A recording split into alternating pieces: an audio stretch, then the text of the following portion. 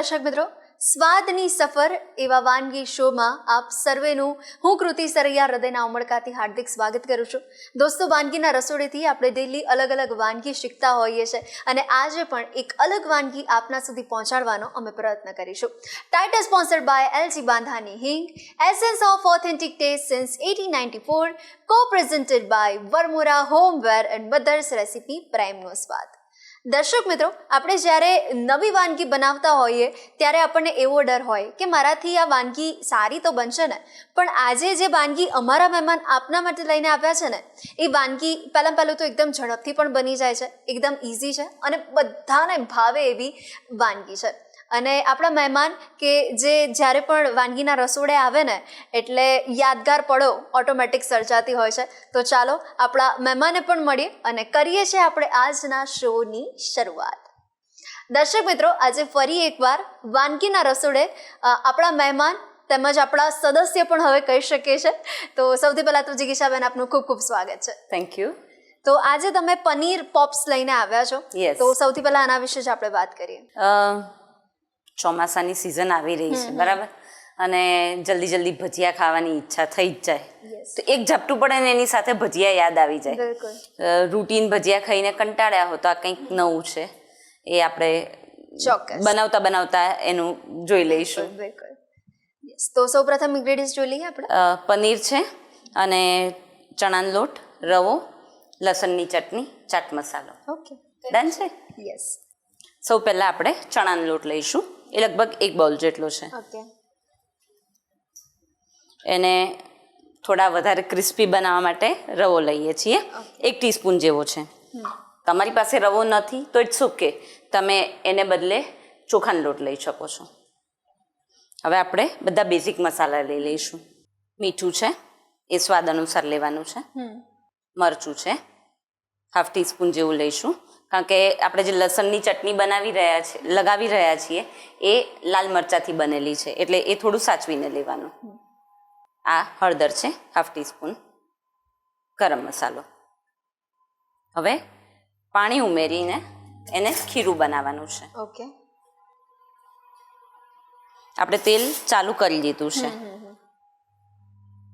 થોડું પાણી ઉમેરતા જઈને બનાવવાનું છે ખીરું. એક સામટું પાણી નથી નાખી દેવાનું. અચ્છા.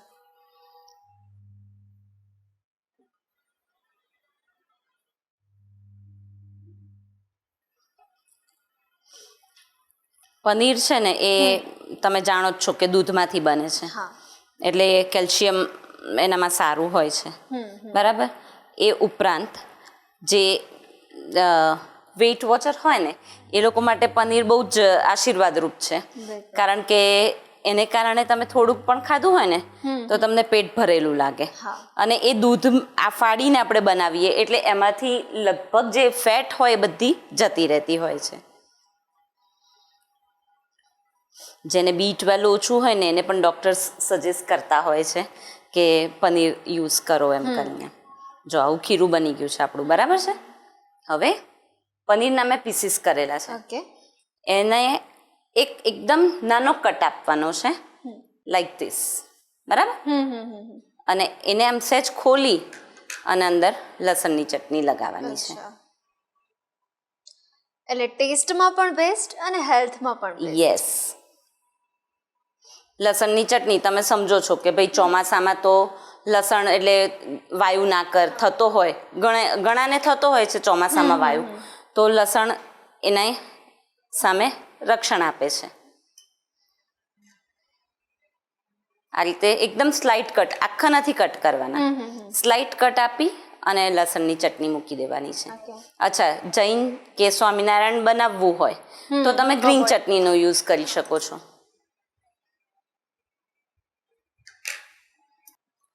તો જિગીશાબેન, આ થાય છે ત્યાં સુધી હવે થોડી મજાક મસ્તી પણ થઈ જાય. એક નાનકડી ગેમ રમી લઈએ આપણે. અચ્છા. હવે કરવાનું એટલું છે કે 10 જ સેકન્ડનો તમારી પાસે સમય હશે અને હું જે કહું એના તમારે આન્સર આપવાના છે.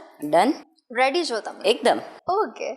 તો હવે ઓડિયન્સ પણ જોઈ રહ્યા છે ને, તો એ પણ તમે પણ આન્સર આપતા જજો મને, બરોબર છે, વર્ચ્યુઅલી. યસ. તો હવે સૌથી પહેલા ક્વેશ્ચન એવો છે કે તમારે 5 એવી રસોડામાં વપરાતા સાધનના નામ કહેવાના છે 10 સેકન્ડની અંદર. ચપ્પુ, ઝારો, આડની, વેલણ, તવેથો. અરે વાહ. ઓકે, હવે તહેવારમાં તમે બનાવો એવી 5 વાનગીના નામ કહેવાના છે. વાનગી એટલે ગળપણ કે ગમે તે? ગમે તે. ગમે તે ને. ઓકે. તહેવાર દરમિયાન, બાપરે અઘરો પ્રશ્ન છે હા. મોહનથાળ, સૂતરફેણી, હલવાસન, બહુ ગળ્યું ખાઈ લીધું હવે થોડું, ભજીયા અને સેવ. અરે વાહ. ઓકે, નેક્સ્ટ ક્વેશ્ચન એવો છે, ફૂડ રિલેટેડ તમારે કોઈ પણ કહેવત કહેવાની છે, 2 કે 3 ચાલશે. અઘરું લાવો છો હા, ધીમે ધીમે આમ વધારતા જાવ છો એ લેવલ.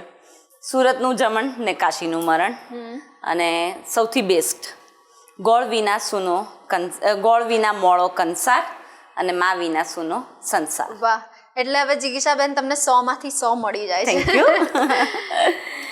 આપણું તેલ પણ આવી રહ્યું છે.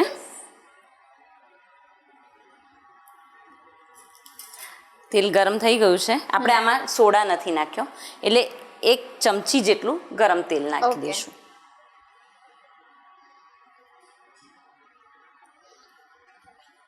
તેલ નાખીને એને હલાવી લેવાનું છે.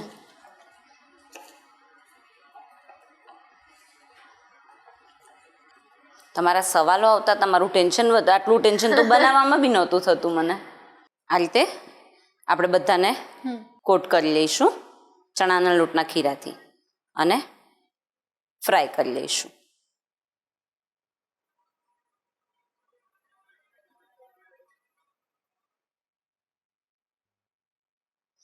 ચમચીથી ખાસ મૂકવાનું એટલા માટે કે જો કોઈ નવું હોય તો દાજી જવાની એને બીક લાગે.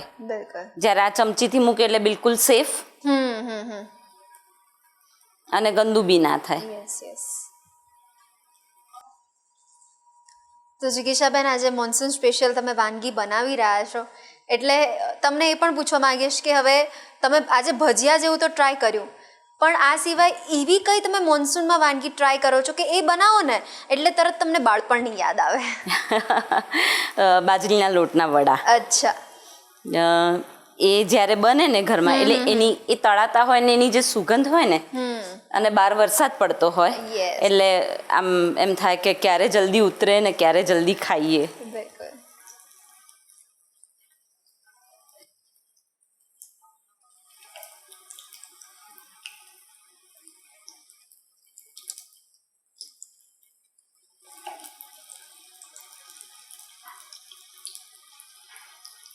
પનીર આપણે યુઝ્યુઅલી સબ્જીમાં, સ્ટાર્ટરમાં એવી રીતે યુઝ કરતા હોઈએ છીએ, પણ આપણે પનીરના ભજીયા બહુ ઓછા બનાવતા હોય.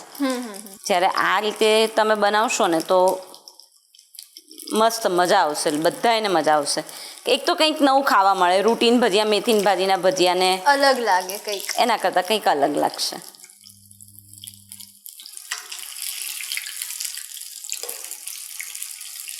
એ તળાય છે ત્યારે જ લસણની ચટણીની જે સુગંધ તમે આમ લઈ શકો છો કે મસ્ત સુગંધ આવી રહી છે એની. એકદમ.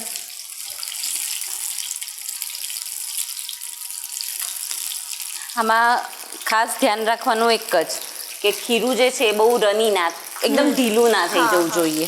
મેં જેવું થોડું કઠણ રાખ્યું છે ને એવું રાખવાનું, જેથી કરીને નહીતર કેવું થાય કે અંદર પછી તમે તેલમાં મૂકો ને એટલે મમરી પડવા માંડે.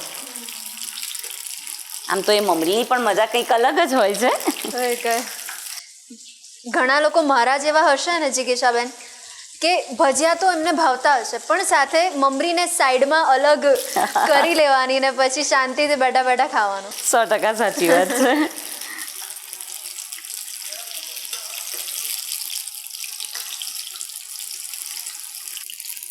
બસ આવા ડાર્ક બ્રાઉન થાય એટલે હવે આપણે એને કાઢી લઈશું.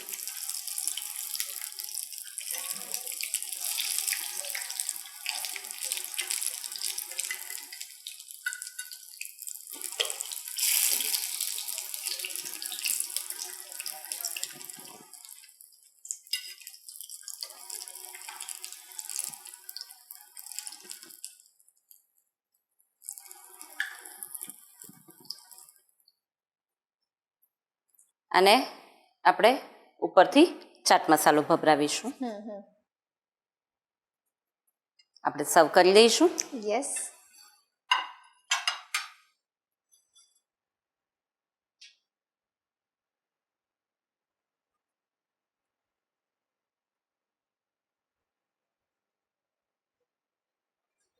તો તૈયાર છે આપણા પનીર પોપ્સ.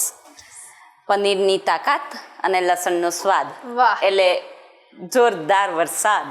બિલકુલ. અને પ્લસ જિગીશાબેનનો હાથનો જાદુ. યસ, એ તો ખરો જ. તો થેન્ક યુ સો મચ જિગીશાબેન, Thank you. આ વાનગી પણ અમારા વ્યુઅર સુધી પહોંચાડી. Thank you.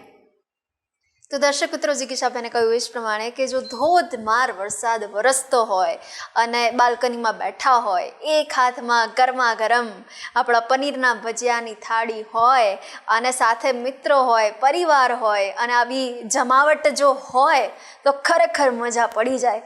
બસ આ મજાને માણવા માટે તમારે તમારા રસોડે એકવાર આ વાનગી તો ટ્રાય કરવી જ પડે. તો અચૂકથી ટ્રાય કરજો. અને હવે બીજી વાનગી પણ ખૂબ જ ઇન્ટરેસ્ટિંગ લાવ્યા છે જિગીશાબેન આપણા માટે. એના માટે થોડીક રાહ જોઈએ.